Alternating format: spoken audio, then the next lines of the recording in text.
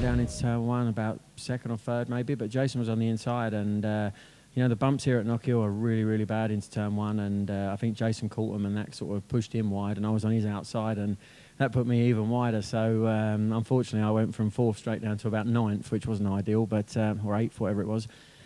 But you know, it was always going to be a difficult race for us because before the race, the boys changed offset, springs, pivot position, absolutely everything on the bike, because I've been whinging all weekend that the bike's not quite there. But at the same time, I've been desperate to be able to win on this bike here in the dry, because last year was a disaster too. So the first chance, unfortunately, that I got to try the bike was when I was being punted out towards the curves at turn one. But yeah, the boys done a good job. There's still some stuff we can improve for sure. But by the time I got back through to third, you know, Luke was kind of managing his gap to me, and Jake was obviously out the front and, you know, doing a tremendous job. And I think for him to take that win in that fashion is incredible, you know, because it's the hardest way to win a race, being out front on your own and leading, especially around, you know, a short little track like Knockhill, where you have to literally scratch every last thousandth of a second out the bike. You know, he showed great maturity, and he's progressed a lot since he first come along. So fair play to him for that. Fair play to Luke. He's done a great job. He's been really fast all weekend as well. But I need to up my game if I'm going to try and run with them two in race 2, that's for sure.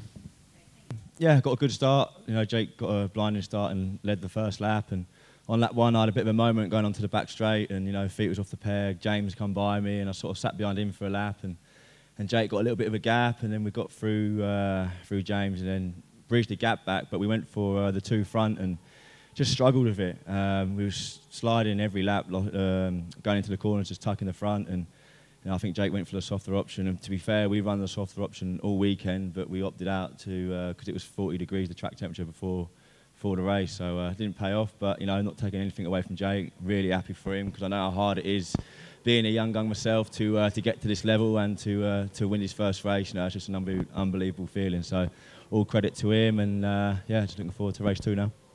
I says yesterday, it's going to be a whole different ball game. It's all good and well putting 1 lap together, but to string 30 of the laps round here is, to say the least, it's hard work. But the boys have done an amazing job all weekend. I can't thank them enough. We've obviously had a tough start to the year, and but yeah, like these boys are so fast, and I couldn't believe what I was seeing when each lap I came round, the gap was just growing. So I was just thinking, just be smooth, just please, just be smooth and just keep going out, and it did. And then it jumped to 3 seconds. I'm thinking, oh my god, and then I had a bit of a front slide at the hairpin, and I'm thinking, not like yesterday, please. So I just kept my head down, backed off a bit, and just brought it home. When it went out to even a second, and I think I had something like 20 laps to go, and I was like, oh my god. And then I started thinking, like, what am I having for dinner? And then I was just like, no, come on, please just get back in the game. So it got me head back in, and then just carried on. So, but no, it's all good.